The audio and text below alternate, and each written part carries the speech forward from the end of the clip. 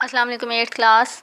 आज हम 11th lecture में 5.2 एक्सरसाइज के फर्स्ट एंड सेकंड क्वेश्चन को सॉल्व करके देखेंगे, जिसमें हमने पॉलिनोमियल्स को बेटा ऐड करना है और सब्ट्रैक्ट। सबसे पहले हम क्वेश्चन नंबर 1 का थर्ड पार्ट करते हैं, जिसमें ऐड करना है।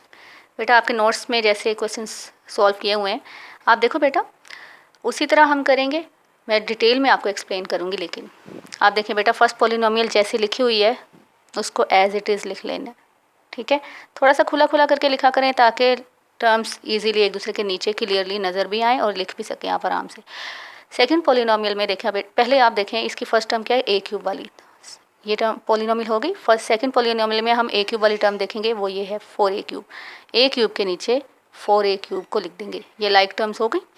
अब दूसरी टर्म उसकी क्या है बेटा, उसका वेरिएबल है A B square.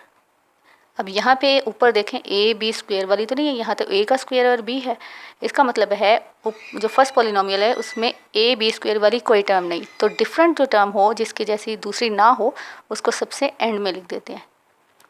Plus 2ab square को मैंने एंड में लिख दिया। अब इसकी थर्ड टर्म क्या है बेटा, ये भी हो गई। थर्ड टर्म है 6a स्क्वेयर बी वाली। तो a स्क्वेयर बी वाली हमारे पास है पहली पॉलिनोमियल में, तो उसको इसके नीचे लिख देंगे। और इसका साइन प्लस है तो मैं पहले लिख दूंगी प्लस। आपको पता है हर टर्म का साइन उससे पहले लिखा होता है, ठीक है। इस टर्म का साइन प्लस है, इसका भी प्लस है, इस टर्म का साइन माइनस है, ठीक है। अब थर्ड जिसके नीचे कोई टर्म नहीं होती या उसके ऊपर कुछ नहीं होती, हम वहाँ खुद से ज़ीरो लिख देते हैं, +0, उससे कोई फ़र्क नहीं पड़ता। अब थर्ड पॉलिनोमियल की बारी है बेटा। थर्ड पॉलिनोमियल उसकी फर्स्ट टर्म क्या है, 2b क्यूब। तो b क्यूब वाली कौन सी है, ये लाइन है, उसके नीचे मैं 2b क्यूब को लिख दूंगी और इसका साइन कुछ नहीं है तो प्लस। a क्यूब वाली उसकी टर्म है नेक्स्ट, वो a क्यूब के नीचे आ जाएगी, -5a क्यूब, ठीक है। उसके बाद है बेटा 4a स्क्वेयर बी वाली, ठीक है। a स्क्वेयर बी वाली a स्क्वेयर बी के नीचे आ गई, उसका साइन माइनस है वो भी लगा दिया, और इसके नीचे कुछ नहीं है तो 0। जहाँ कोई कोएफिशिएंट नहीं होता वहाँ 1 होता है, और जिसके साथ कोई साइन नहीं होता वहाँ क्या होता है, प्लस। अब देखिए हमने हर एक के साइंस भी लगा लिए, कोएफिशिएंट्स भी लिख लिए। अब हम ऐड करने लगे हैं, तो जैसे जूनियर क्लासेस में साइड पे प्लस का साइन लगाते हैं प्लस के क्वेश्चन में, वो लगा लेंगे। एक लाइन छोड़ के नीटली काम करेंगे। अब देखो बेटा, ए क्यूब वाली टर्म्स को सॉल्व करना है। इनके टर्म्स को सॉल्व करने का मतलब है, ऐड करने का मतलब कि इनके कोएफिशिएंट्स को हम सॉल्व करेंगे। क्या है तीनों कोएफिशिएंट्स, रफ वर्क में लिखेंगे, +1 +4 -5। कैलकुलेटर्स आपके पास हैं अव्वल तो आप ऑरली भी कर सकते हैं। प्लस प्लस वाली इकट्ठी कर लें, 4 और 1 +5, +5 -5 क्या होते हैं बेटा, 0। तो जिस टर्म का आंसर 0 आए, इनको सॉल्व करके 0 आ रहे हैं ना, तो 0 ए क्यूब ने तो एज इट इज़ आना है। इन नंबर्स को सॉल्व करके क्या है, 0 a क्यूब। तो हम 0 वाली टर्म को लिखते नहीं हैं आंसर में, उसके ऊपर ऐसे स्लैश लगा देते हैं, मीन्स ये कैंसिल हो गई हैं। तो आप लिख भी दें 0 a क्यूब तो फ़र्क नहीं पड़ेगा। अब नेक्स्ट चलते हैं, a स्क्वेयर बी। वेरिएबल ने एज इट इज़ रखना है, सॉल्व किसको करना है, कोएफिशिएंट्स को। तो क्या है वो कोएफिशिएंट्स, -2 +6 -4।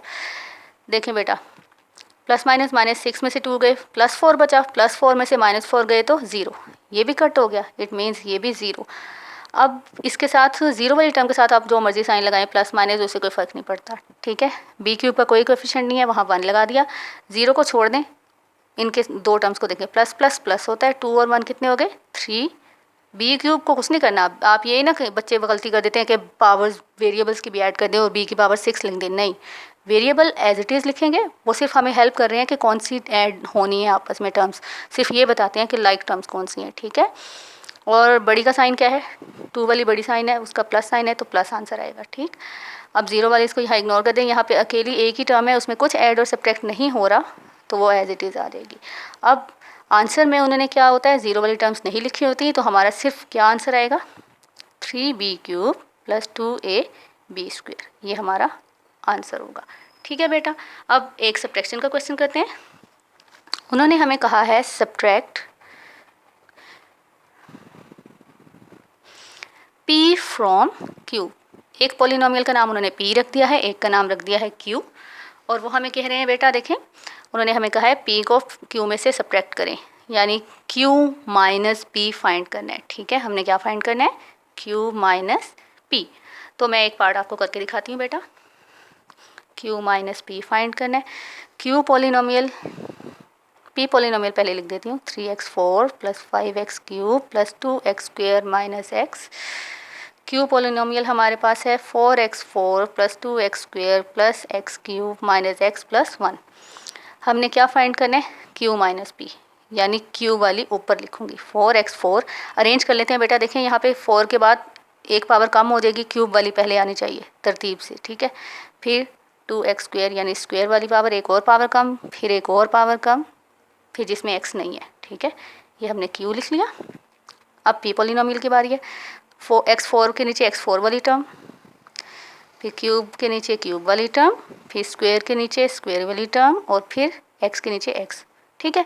अब हम सब्ट्रैक्ट करने लगे हैं। अब ध्यान देना है बेटा, सब्ट्रैक्शन में गलतियां करते हैं बच्चे बहुत ज़्यादा, क्योंकि इसमें साइन चेंज होने होते हैं। प्लस में तो जो साइन है वैसे ही रहते हैं। आपको पता है कि जब दो ब्रैकेट्स को सॉल्व कर रहे हो, उनको आपस में माइनस, अगर एक ब्रैकेट के से पहले माइनस हो, तो हम बेटा जब ब्रैकेट ओपन करते हैं तो क्या करते हैं, हमेशा सारे साइन चेंज कर देते हैं, करते हैं ना।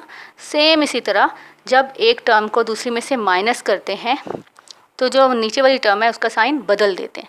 तो यहाँ हम क्या करेंगे, ये p माइनस हो रही है ना, तो नीचे वाली पूरी पोलिनोमियल के साइंस बदल देंगे, और जो पुराने साइन है उनको सर्कल कर देते हैं ताकि गड़बड़ ना हो हमसे साइंस सॉल्व करते हुए, और नए साइन को चेंज करके हमेशा उसके नीचे लिखते हैं, ठीक है। तो प्लस को माइनस बना देंगे जहाँ जहाँ प्लस है, सिर्फ नीचे वाली पोलिनोमियल में, और जहाँ माइनस हो उसको चेंज करके बना देंगे प्लस। अब सॉल्व करते हुए हमारा सारा फोकस होना चाहिए सिर्फ और सिर्फ नए वाले साइंस पे, ठीक है। अब देखें, प्लस माइनस माइनस, तो 4 में से 3 गए 1, x4 एज इट इज़, बड़ा नंबर कौन है 4, तो उसका साइन, ठीक है। अब दूसरी टर्म पे आ जाओ, यहाँ पे नंबर कोई नहीं है तो 1 लगा दें। प्लस माइनस माइनस, इसको छोड़ने इस सर्कल वाले को, प्लस माइनस माइनस, 5 में से 1 गए 4, x³ एज इट इज़, बड़ा नंबर 5 है तो उसका साइन क्या है, नया वाला, ठीक है, उसी पे ध्यान देना है, माइनस लगा दिया।